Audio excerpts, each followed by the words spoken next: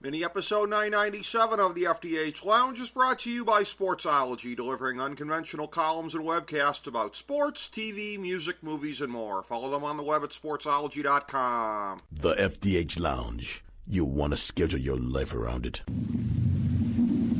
A long time ago, on a gloomy, wet Cleveland spring night, two men stand alone amidst the late-night drizzle.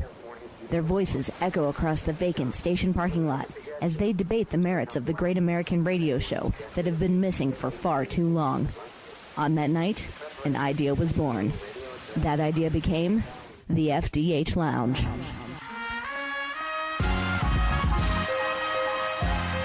Welcome to the FDH Lounge. Hello, everyone. Welcome to FDH Lounge, mini episode number 997.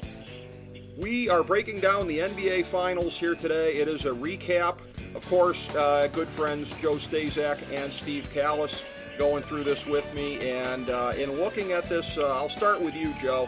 When you look at the finals themselves, I'm going to reference back to the preview that Ben Chu and I did leading into the finals, where all there really basically was to go over was, in terms of the potential miracle scenario, 4 games out of 7, Cavs playing a perfect game and somehow managing to just kind of sneak past. And that's really been the story of the finals the last 2 years, because Game 3 in 2017, that was one that was blown right at the end there. And then, again, Games 1 and Games 3 this year, much the same story. Games 2 and 4, certainly not perfect games on the parts of the Cavs, and you saw what happened, all things being equal. So, again, this particular dynamic between these teams, we've seen it play out to this point. I know from my perch on the North Coast what it was looking like, being as personally invested as I was. But starting with you, Joe, from a national perspective, what were you seeing as it was playing out? Well, for me, the NBA playoffs this year, it was all about LeBron James. And every year he get bigger and bigger and bigger and bigger, and he surpassed himself. Every game, it seemed like, oh, but now he did that. Oh, now he did that. Oh, he did that. How about that? And it was like almost becoming, kind of commonplace. I mean, he was in Indiana. His squad, he took them to a 4-game sweep over Toronto, a couple buzzer beaters, some ridiculous, theatrics at the end of some of those games. And then he won game 6 and 7. Or I shouldn't say him. The Cavaliers won game 6 and 7, game 7 in Boston. But you know what I mean. I'm trying to be diplomatic here, but it's LeBron and the rest of the team. Anytime you just look at numbers at the end of a postseason, one guy had 20 more points per game than the next guy. So the second guy on his team, he's carrying the load. And it was impressive. Finally got Boston to lose the game at home, and he kind of did it rather handily, and then he gets to the final. God bless him. Again, in Game 1, everyone's expecting to pull out in 4 games, puts up 51 points, and the rest of his team, George Hill gets off the hook for this, by the way. Everyone's pounding Garrison, and rightfully so. George Hill misses the free throw. Smith, loses his mind, can't remember the score, and then the air went out of the balloon at that point in Game 1, and then they got rolled in overtime. And LeBron, I don't blame him for punching the whiteboard, although he should have punched it with his left hand. Absolutely. Game 3 got close for a while, and then he did pull away. In Games 2 and Game 4, Game 4, you lose an elimination game at home by 23 points. If you want to talk about Golden State a little bit, it's almost, for them, it's a shame they didn't choke up the second almost championship, and LeBron did one of those Herculean efforts to take these teams to that game 7 win over Golden State. Because Golden State has 3 now in the last 4 years. Showtime only has 4, and they could easily have 4 Golden State, and they don't seem like they're going anywhere anytime soon. Durant said he wants to stay. Steph Curry's still doing his thing. You have Klay Thompson, although at the end of next year, Klay Thompson's a free agent. We'll see what that brings. But, this team, although this year, they seem to be a little disinterested at times, and maybe that comes, complacency comes with as much success as they've had. So some might call it, cracks in the armor. Some might call it complacency. They almost, you can say almost got eliminated by Houston. If Chris Paul doesn't get hurt, we don't know what happened in that series. But again, they got killed in a couple of those games, and if that helped out, from 27 to 3 points, that helped. But again, they flipped that switch, and you're leading by 10, 8, 12 points, and the next thing you know, you're down 5, and it's like a minute 30 off the clock. That's how quickly they score. They score in transition. They're very fast to change positions and change the court, and they shoot on the run. They shoot threes. They make threes. If one guy is slow one night, another guy gets hot. And if two guys are off, it plays option, and Durant takes over. I mean, he's a 7-footer who can shoot 3-pointers with pretty good accuracy. So tough to overcome that. I personally think, I don't know if we're going to get into this a little bit more, but that was LeBron's last game in Cleveland. I mean, you can see the frustration on his face, and I don't know how they get him more help quickly, because I know he only has a few years left, and I think he wants to take and run at some more rings. But I could be wrong. But I think these playoffs were pretty much all about LeBron. He was sensational. Quick counterpoint on George Hill there, Joe. I just want to get what you think about this. As we discussed on your show, the thing about the Cavs, and I've said it is the big misnomer, is that everybody except for the big two on this team sucks. It's not that that's the case. It's extreme inconsistency. Which version are you going to get of J.R. Smith, George Hill, Jeff Green, et cetera, et cetera? George Hill, again, and he just completely pooped his pants in the finals here. He did not show up at all. The only counterpoint I have to make is he hits that free throw. Golden State calls timeout. It's better than 50-50. They probably hit a buzzer beater from wherever anyways, is it not? Sure. Okay. Sure. I mean, they get the ball at half court. They got 4 seconds left. Yeah. That's my only thing is that, but I think you're right though. People are sleeping on George Hill not because of what I just said, but like you said, they're forgetting that he missed the free throw. I think that's the thing that people are tending to forget about, and where he kind of gets off light. But in a way, it's kind of fitting because it's more than one person on this team that let down LeBron, which is sort of the situation writ large. So we'll get to the LeBron thing here subsequently, but before we do, Steve, your thoughts on the finals, how it shaped up. Again, another historic performance from LeBron, at least in the opening game, and then games 2, 3, and 4, very good LeBron performances. You don't get bad LeBron performances even by his standards in the finals, but again, whether that took a little bit out of him psychologically, certainly physically after that, but again, I think Joe was right. LeBron is a huge story of these finals, as well as, again, you just look at it, hey, the way Golden State stacked the deck with this talent lineup, and it kind of played out in exactly that way. Well, I think it was kind of fascinating because Joe and I did the podcast. We did a lot of radio in Philly, and essentially it was even going back to Game 7 in Indiana, where so many people thought Indiana was going to win. And I just went on with Joe and said they got to put a stake through the in the Eastern Conference, and I don't see how Indiana's going to beat them, or Toronto, or even Boston, all the way down to Game 7. He just can do so much. Toronto was going to beat them. I mean, that's like a comedy show. I didn't think they'd sweep them, but that's, there was no chance that Toronto was going to beat them. And even as good as the Celtics were, and, the great Brad Stevens, who is a brilliant coach, he's a brilliant coach, but somehow he put Terry Rozier in with like 5 minutes left for Jaylen Brown. At the time, Rozier was 0 for 8 from 3, and I think Jaylen Brown was like 3 for 10 or something. And he put him in with 5 minutes left. There was a game. Left, it wasn't a game, and he put Jaylen Brown back in. And in the interim, Beer went on Starks and missed 2 more threes, so he was 0 for 10 in the Game 7, and I think Starks was like 0 for 11 from 3, I'm talking about. And I thought that was a colossal mistake. But, the Celtics are coming. They just, I'll say it again, you got to put a stake through this guy's heart. What I found interesting about the finals, and I wasn't around, but my father used to tell me, that Bobby Thompson home run that shot heard around the world in the 51 playoffs, Dodgers-Giants, and it was the biggest home run still voted recently, I think, the greatest home run in the history of baseball.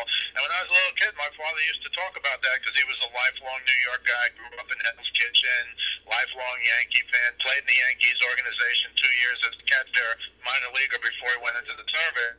When he was in the service was the only time he was never in New York. And he said to me, I never understood that. They were just playing for the right to lose to the Yankees. And the Yankees were in the middle of winning 5 World Series in a row. Here, as exciting as the Eastern Conference playoffs were, and the Indiana series was exciting, the Boston series was incredible, Boston Cavs, but to me, they were just playing for the right to lose to Golden State. I didn't think it would be a sweep. We should mention that call in Game 1, the block charge, Yes. which I still find fascinating that there's a rule where you can review a judgment call, but in order to bring the rule that you can review a judgment call into play, you have to. I wasn't sure if LeBron was in the restricted area, but LeBron wasn't even close to the restricted area. No. He was a good 2 feet, maybe more beyond. So that was a misjudgment. I think they eventually got the call right, and that's what people say, oh, they got the call right. But never in the history of the NBA has a big playoff game been decided, and that game Durant 2 free throws, which tied the game, didn't win the game, but tied the game. And I just thought that was wrong, and you can understand LeBron's frustration. I did say to Joe, at least punch it lefty if you're going to punch it. But again, I thought this was a non-series. I think I said it was going to go 5 games, maybe 6. I thought they'd get 1.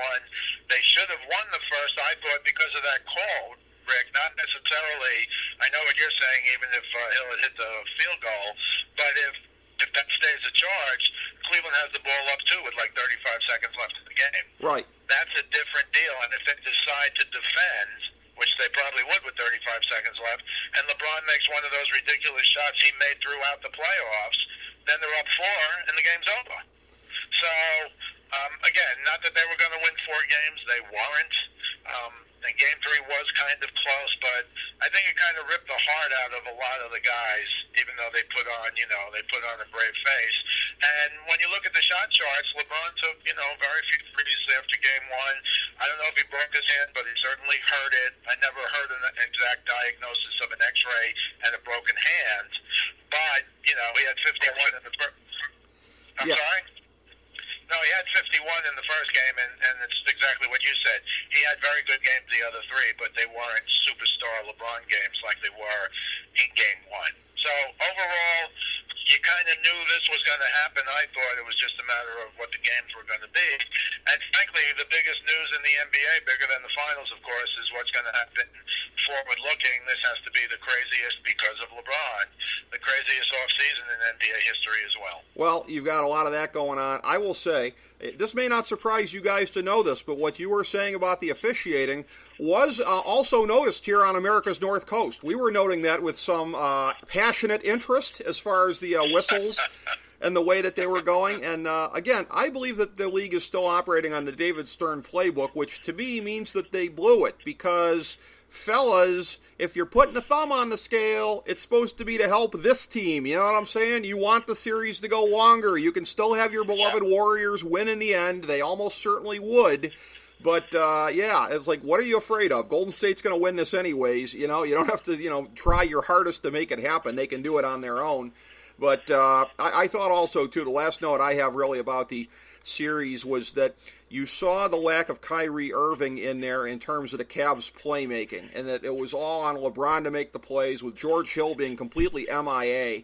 People talk about the Cavs quitting in the second half of Game 4. That's bullpucky. I was watching it, and it was like they didn't have any answers. They're basically lobbing it into the post, trying desperation things. That's a team where it's not their night. They got no answers. They're trying desperation things against the team so much better offensively and defensively.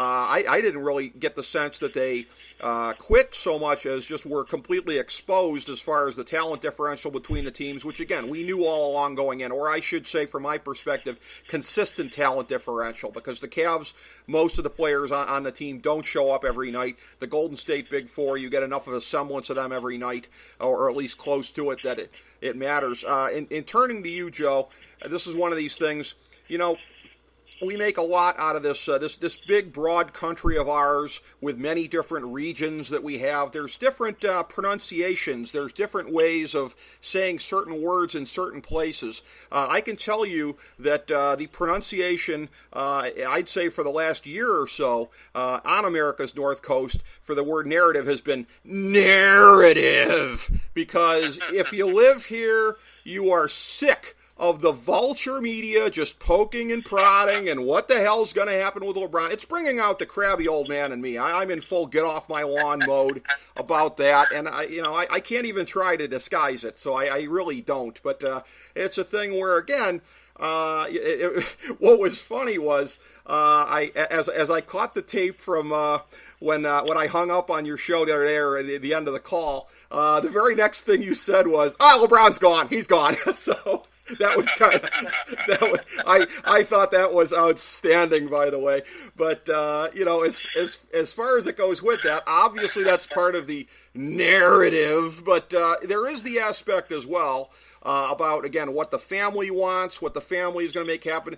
I think Dan Gilbert does see which way the wind is blowing, because this recent caca, allegedly from his camp, about how this team can win without LeBron, all I got to say is, how'd it go last time we had to try that? So, obviously, yeah, I mean, in the last several weeks, the arrows have been pointing far, far in the other direction. I don't believe that it was a done deal for any of these other cities all along, the way people are saying. I believe that factors have conspired to make it more possible. But I'll start with you, Joe, on this. You got some other things here, too, whether it be the recent tumult in Philadelphia there, the thoughts of how he's going to fit together with Ben Simmons if he goes there, the immaturity of some of the young Laker players potentially out there, and are you going to be able to get Paul George to come with you? What I have been saying all along is somebody might want to show me what this perfect scenario is. You got James Harden, who's a ball hog in his own right in Houston, so he very possibly is going to pick one of these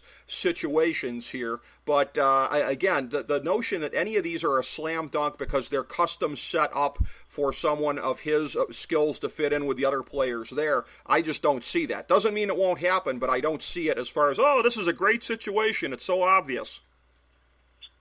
Yeah, Rick, I am at a loss at this point. I really am. We've been talking. Steve and I have been talking about this last September.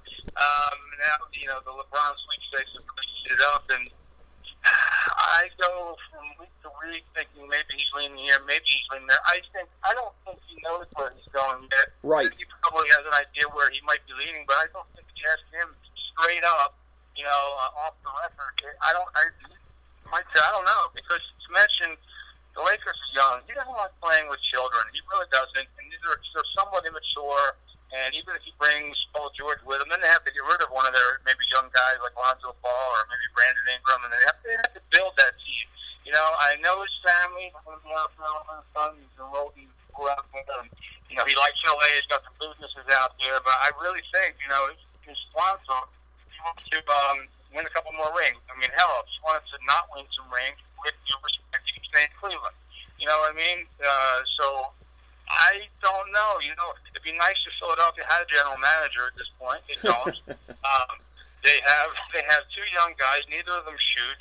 They do. I mean, they are stars, but we transcended stars in this league. They don't shoot. They have another first overall pick who doesn't shoot for reasons unknown.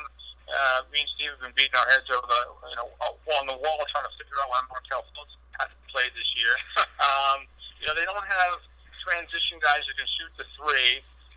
It's an okay spot for him. I'm not sure if the city's maybe on the top of his list. I don't know that. I think it's just one of my cities.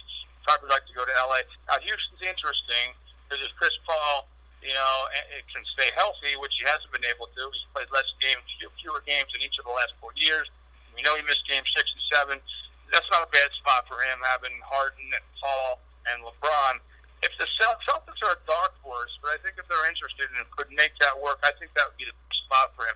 I don't know if he wants to play there or not. I don't know. I'll be honest. I don't know where he wants to play, to be honest with you. But I think if there was a best-case scenario for LeBron, if he wanted to stay in the East, I think it would be Boston. And they could finagle some things.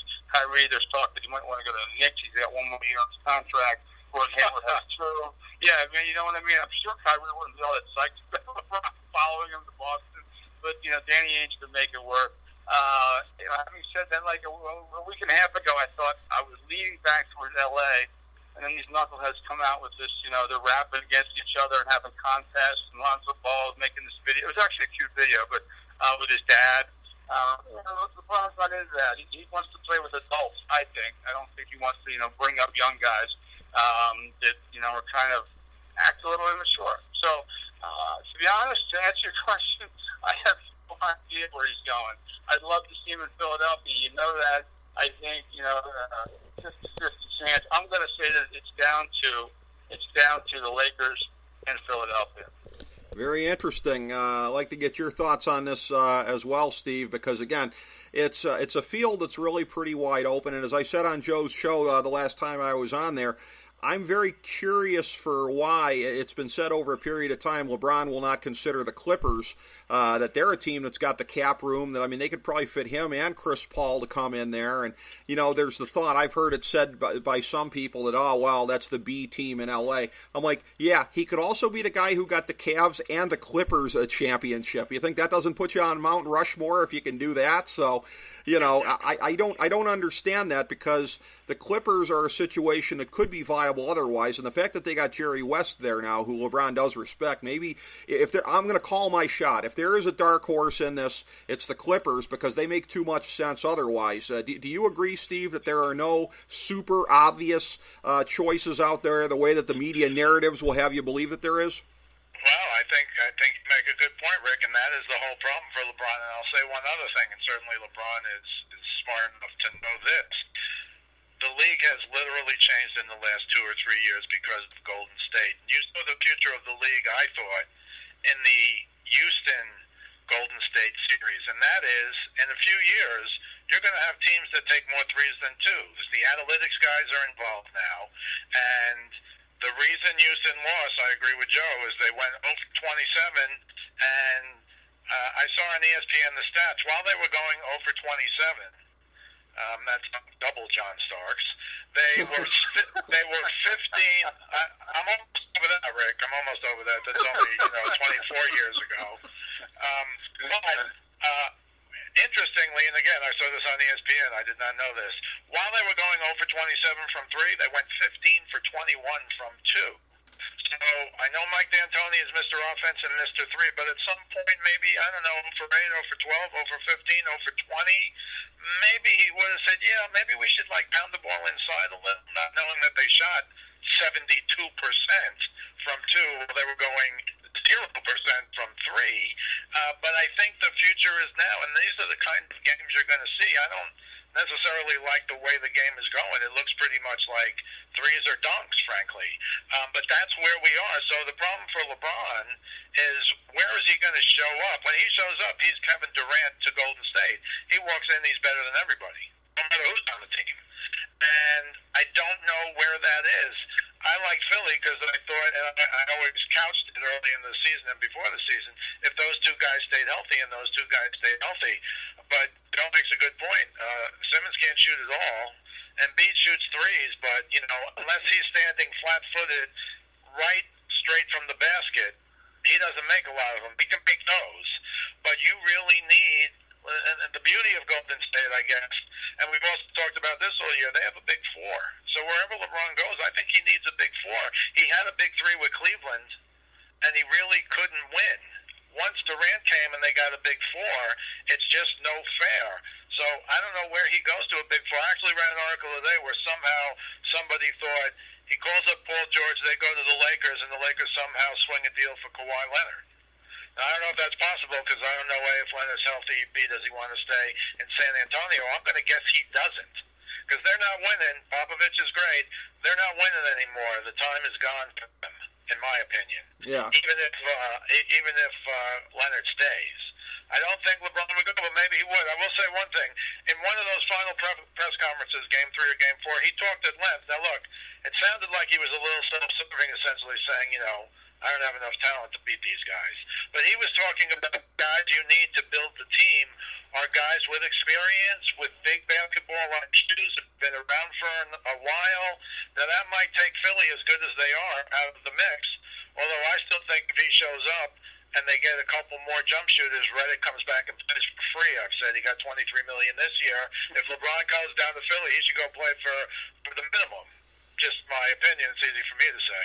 But the point is, you can't just have – the beauty of Golden State is 3 of their big 4 are unbelievable three-point shooters.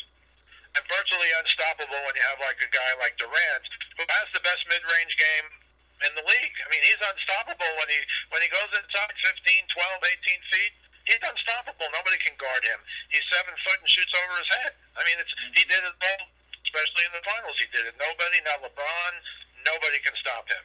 So I think the problem for LeBron. I just don't think he can get enough guys to come to Cleveland, Rick. That's the problem, I think, for Cleveland.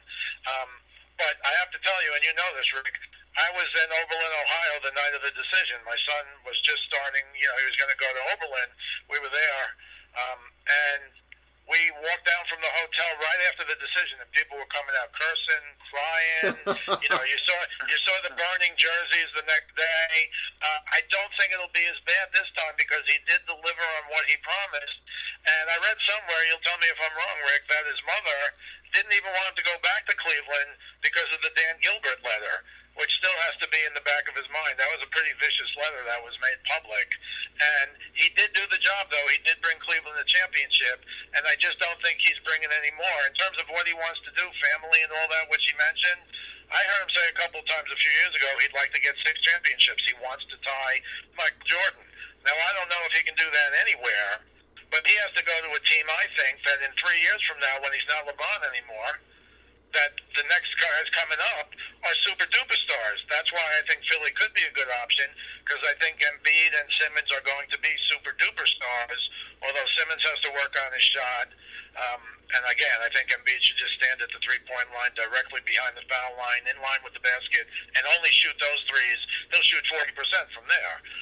But you're right. I think the point you made that is the best point is there is no place. Houston maybe, but James Harden, people talking about Simmons and LeBron, they can't play together. I totally disagree with that. But Harden and LeBron, yeah, I think that's going to be a problem.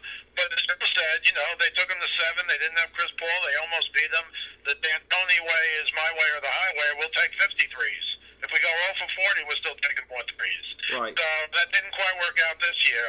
But with Chris Paul, I think he would have settled it down, and I thought they had a good chance to win if Paul had played. And Boston is an interesting option, too. I just don't know if I see a little bit. And they have to get rid of Kyrie, because Kyrie will be pulling his hair out. This guy's coming here? Also, I just got here. Yeah. But you're right. I think the best point is the one you made, and that is you can't say he should go there, because there is no there. There's 6. He should go maybe. And it's also going to be who he can call up and talk into coming with him. Well, yeah, and I'll tell you what, I'll bring it full circle on this note, gentlemen. I'm going to tie together 2 things you said, Steve, as far as not getting over things from back in the day when you mentioned John Starks there and your pain and seeing that. And you also mentioned today's modern NBA and how three-point centric it is. And to tie it all together, here's what I got. One of the great early three-point shooters in the history of the league. I used to watch him and cheer him on back at the old Richfield Coliseum, good old Del Curry. Talk about not getting over things, man. Every Cavs fan right now wishes he had a vasectomy back in the day. And I think the league would look a lot different if it did. So, I appreciate you guys being on. Thanks very much. Thank you, everybody, for tuning in to FDH Lounge mini episode number 997. As we bring the show to a close, we would like to extend our deepest gratitude to NBC, CBS, ABC, Fox, all Clear Channel affiliates, TNT, TBS, USA, UPN, Deadspin.com, YouTube.com, YTMND.com, MySpace.com, various blogs, Fox News, CNN, CNBC, MSNBC, IamBoard.com, Billboard.com, Google.com, ESPN, ESPN2, ESPN News, ESPN Classic, NBA TV, NFL Network, Sports Time Ohio, Athlon Magazine, Comedy Central, Cartoon Network, The Boomerang Channel, QVC, BET, The Spice Channel, Steno Notebooks, Manwich, Papermate Office Supplies, Waitresses, Strippers, Bartenders, Garbage Men, Janitors, Microwave Popcorn, the writers of The Office, Scrubs, Entourage, My Name is Earl, Oz, Metalocalypse and the Boondocks, Aquafina, and The Periodic Table of Elements.